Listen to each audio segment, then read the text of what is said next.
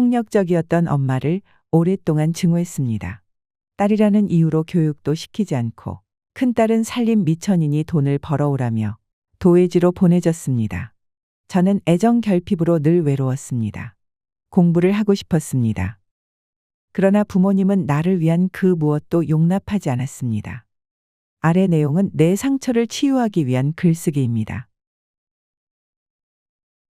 봄비가 내리는 아침나절.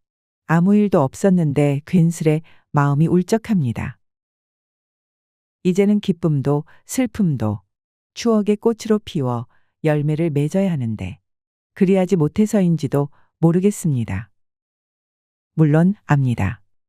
누구나 슬픔 하나쯤 가지고 살아간다는 것을요. 때론 아픔이 힘이 되어 준다는 것도요. 엄마를 용서하고 싶습니다. 많이 고민했습니다. 활자화되면 고칠 수도 없고 엄마가 돌아가시면 후회할지도 모르는데 용서라는 단어로 꼭 표현해야 하는지에 대해서 말입니다. 그렇다면 용서 대신 화해란 표현을 쓰면 어떨까도 생각해 봤습니다. 모든 종교가 심리치료 관련 책들이 용서는 상대를 위해서가 아니라 자신을 위해서 하는 거라고 합니다. 굳이 용서하지 못하겠으면 그냥 화해만이라도 하라고 거듭 강조합니다. 트라우마에 대한 애도 작업을 충분히 하여 과거의 자기를 떠나 보내라고도 합니다. 화해? 일제강점기와 6.25를 겪은 세대의 참혹함과 가난한 종가의 맏며느리 역할이 얼마나 고달픈 삶이었는지는 충분히 알겠습니다. 그 시대적 배경만으론 화해 정도는 할 수 있을 것 같기도 합니다.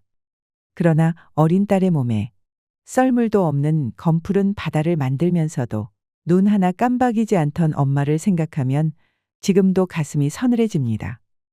그래서 어떻게 해서든 엄마에 대한 이 지긋지긋한 감정들로부터 자유롭기 위해서는 용서든 화해든 해야겠습니다. 심리상담도 해보고 하느님께 울며 불며 기도도 해보고 정신분석책도 심리학책도 무엇보다 자식을 낳아 키워봐도 나이가 60을 넘어섰는데도 그런데도 내 마음은 요지부동 엄마를 용서할 마음이 들지 않습니다.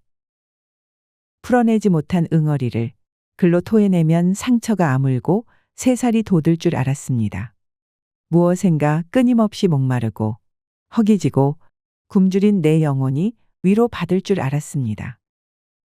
시멘트 위에 찍힌 발자국 같은 내 상처를 승화시켜 꽃으로 피워 그리움의 열매를 맺을 수 있으리란 생각도 했습니다. 그렇게 고통을 승화시켜 아름다운 글을 써야 한다는데 저는 예외인 듯 아직도 상처 타령하는 제가 부끄럽습니다. 요양원 밴드에 올라와 있는 엄마 사진에 마음이 복잡했습니다.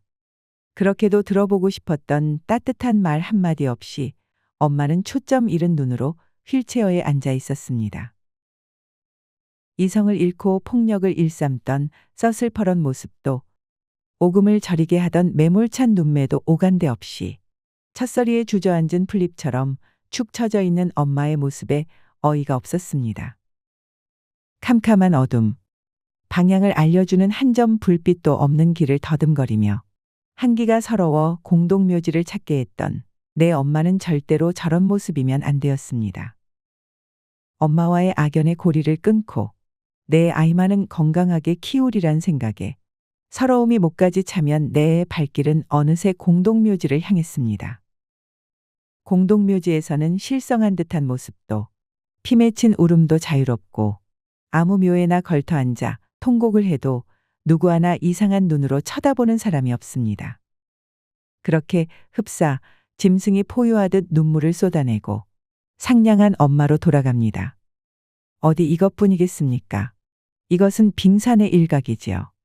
그러니 내 엄마의 모습이 저래서는 안 되었습니다. 소설을 써보기로 했습니다. 소설은 어느 부분 허구이니 그 허구 뒤에 숨어 엄마와의 관계를 자세히 묘사하다 보면 혹 상처가 치유될지도 모르겠다는 생각이 들었습니다. 소설 쓰는 과정은 아물려던 상처가 다시 도지고 아프고 외로웠습니다. 분노가 치밀기도 했습니다. 어제 일처럼 생생한 내면의 슬픔은 고통이었으나 있는 그대로 응시하기로 했습니다. 심리치유 프로그램은 오직 슬픔만을 다루면서 잘 슬퍼하도록 이끌어 애도 작업을 하면 슬픔이 치유된다고 합니다.